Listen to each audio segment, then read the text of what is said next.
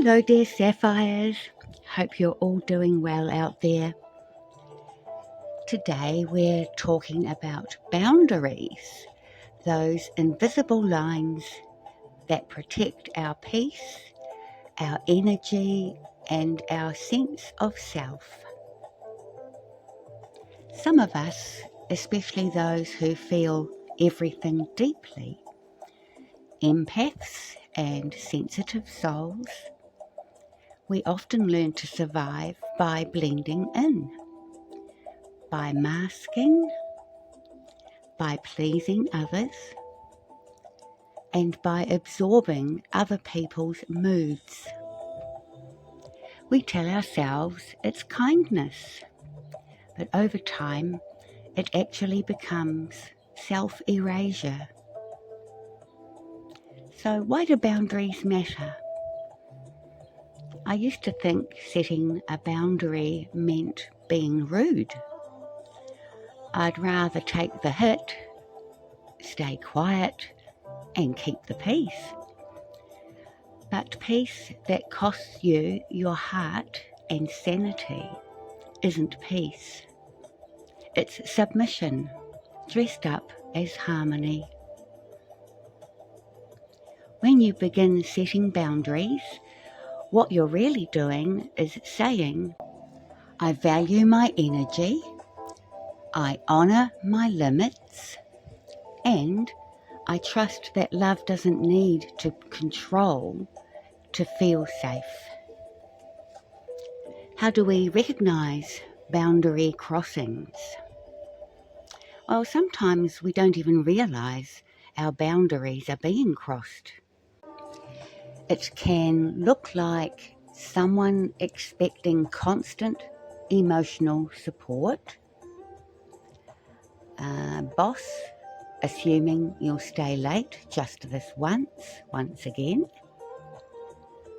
a friend who expects you to conform to their agenda and timing, a parent who treats your adult decisions like a rebellion, or a person who is in a bad mood for some reason and they take it out on you because you're gentle and an easy target to snap at. Each one chips away at your time, your energy, your autonomy. And when you're highly empathetic, you feel torn between self-protection and the fear of disappointing others. Why don't we speak up?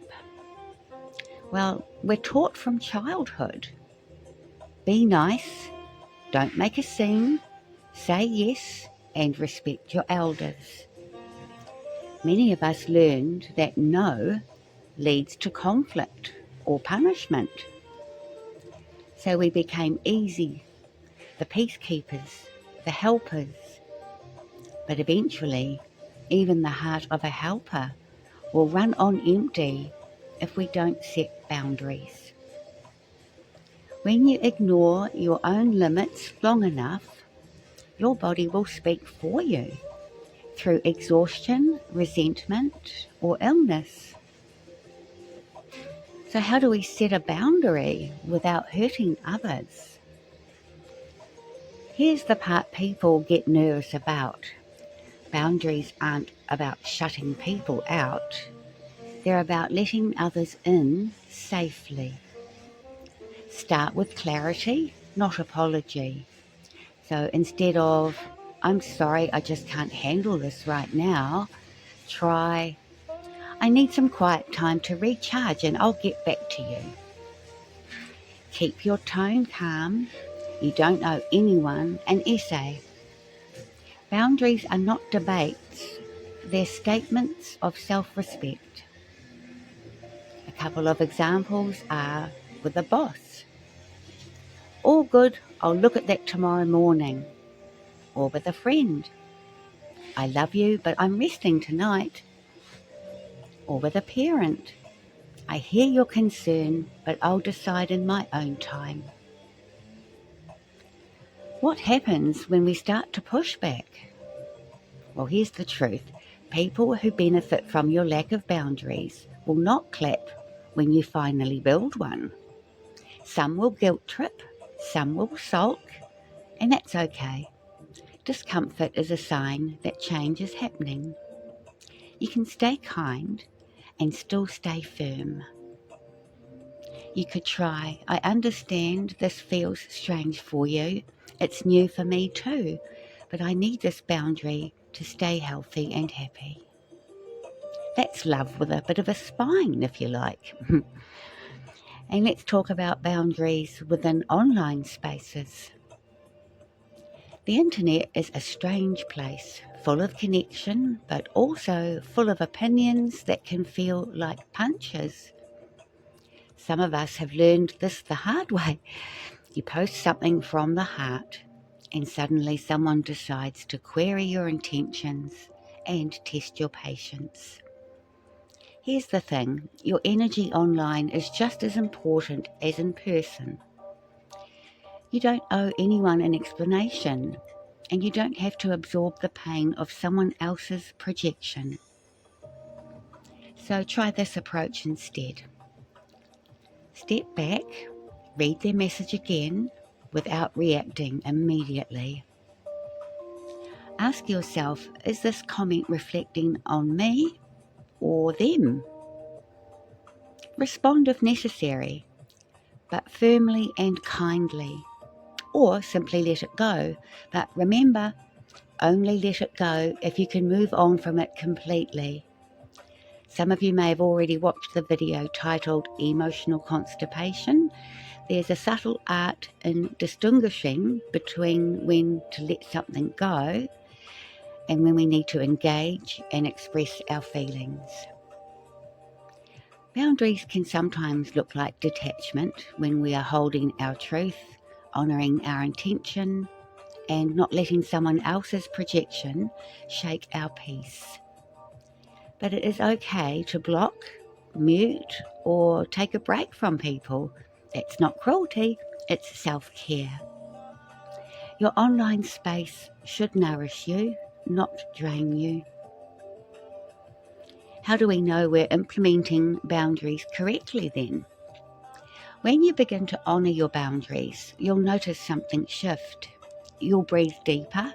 You'll stop rehearsing conversations in your head. Peace returns, not because everyone else has changed, but because you did. You've stopped waiting for permission to protect yourself. So maybe this week, try and notice where you might be lacking with your current boundaries. Where you say yes, but really mean maybe or nah, not today. That moment is the doorway, your cue to draw a line with love. Remember, a boundary isn't a wall, it's a gate with your hand on the latch. You decide who's coming through and when.